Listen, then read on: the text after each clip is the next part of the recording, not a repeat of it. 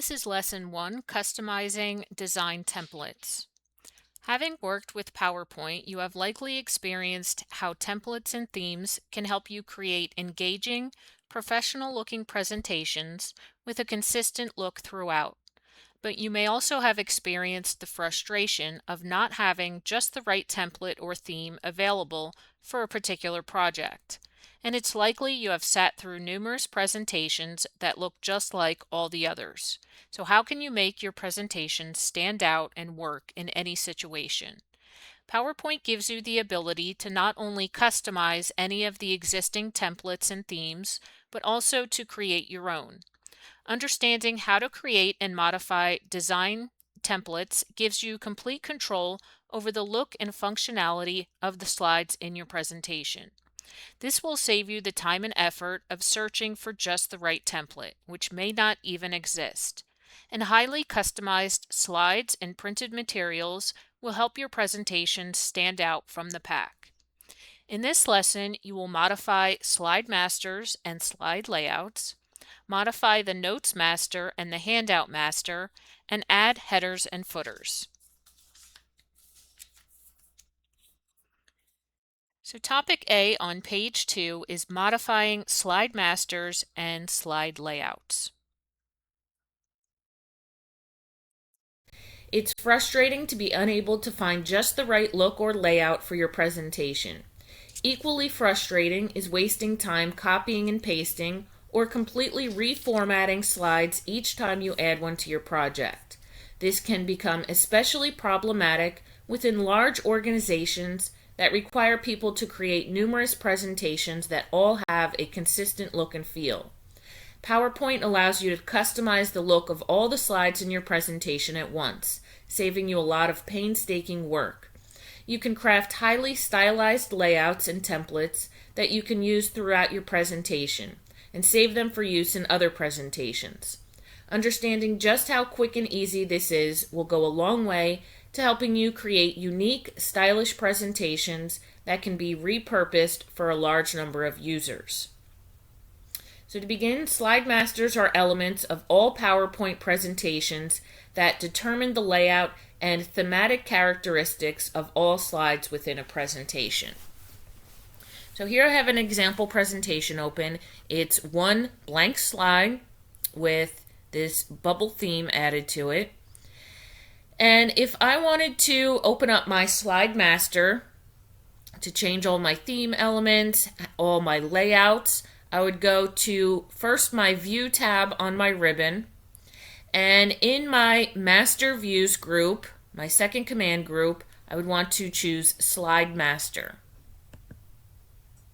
Now this is important to know. You see all these slides that open up in my thumbnails panes.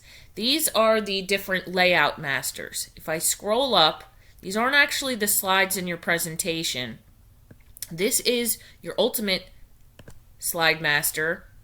Any changes you make on this will affect every single slide that you add to your presentation. So you can do it in one spot, and again, those changes will be evident across all slides in your presentation. If you hover over these thumbnails in your left pane, you can see this is the title slide layout. If I made a change in this, any slides that I add with that title slide layout would take into effect all of the changes I make here. So if I go to, again, these are all your layouts. You have title and content, section header. So if I close this out, those are the layouts that you get when you select that new slide drop down. So here you have your title slide, title and content, so on and so forth. All right, so if I wanted to make a change to all slides in my presentation, I'm going to go back into my slide master. Let's say you wanted a logo or something like that on every single slide. Always, first important thing, always remember to scroll up in your thumbnails pane and select that larger thumbnail, which is your slide master. Again, this change will take into effect on every single slide in your presentation. Okay, so let's say I wanted to add a logo or something of that nature to every slide. I would want to do it on my slide master. But I do it the same way I would if I was adding it to one individual slide. I could go up to my Insert tab, and in my Images command group, I could select Pictures. I want to navigate to wherever that picture is stored. I'll go ahead and add SpongeBob here. And we'll put him in the bottom left-hand corner. Resize him. We'll just make it a little graphic in the bottom left-hand corner. And we'll go ahead and we'll add his buddy Patrick Star as well. Now you can see Patrick has a background that we probably won't want for the image, so we can remove that. We learned this last week in PowerPoint Part 1. With the image selected, I would go to my Picture Tools Format Contextual tab, and in my Adjust group, select Remove Background. I want to bring this sizing handle to include all of the image, and everything that shows in color is going to be kept. Everything that shows in purple is considered part of the background and will be removed. So it looks like we have everything coming through that we want. So I can hit Keep All Changes, and you can see that full background has been removed now. And I can just go ahead and resize Patrick, bring it down to about SpongeBob size, a little bigger. And we'll overlap them a little bit. But I want to bring SpongeBob's finger on top of Patrick, so I'm going to send Patrick backwards. Send that to the back.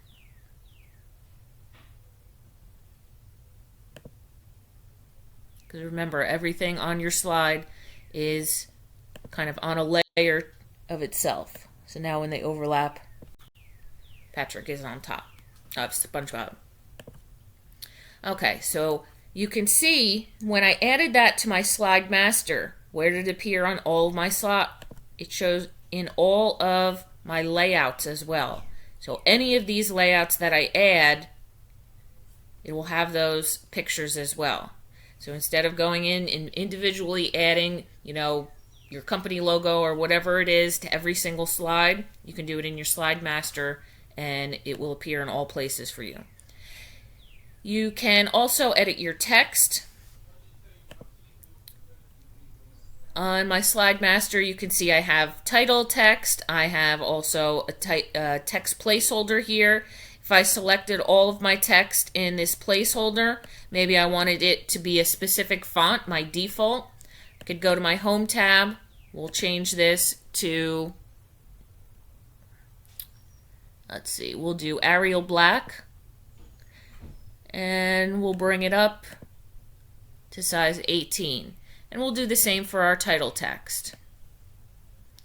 Change that to Arial Black. And we'll bring that up to size 40.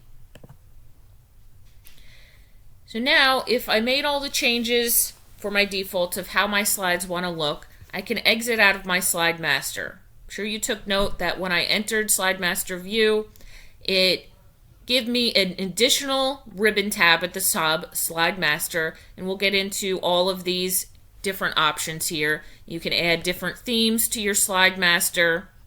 If you scroll down to your Office section, so I have the droplet theme already applied to mine.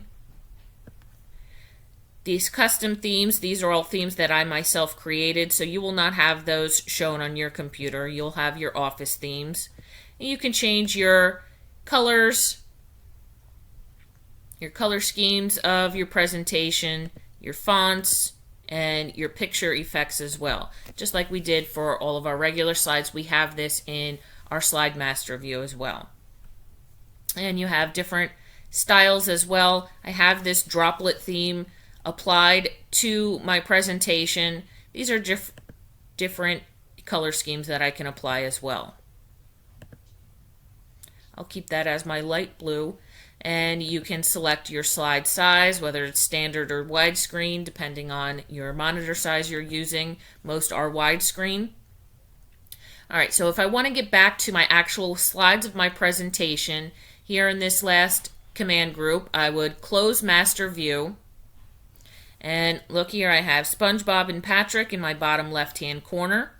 Now, if I was to go add a new slide, you can see the little icon shows that they have them for all the different layouts here.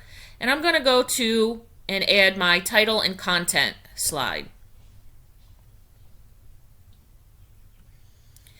You can see my default text. If I click in here, my title text, Arial Black, size 40.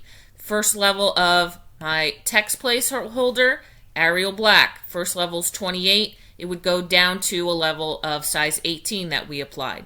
So in those slide masters, you can edit your text, your font, the size that you want, your pictures, any logos you want to add. You can also change where you want your placeholder text boxes to be located on your slides. We'll get into that with our layouts.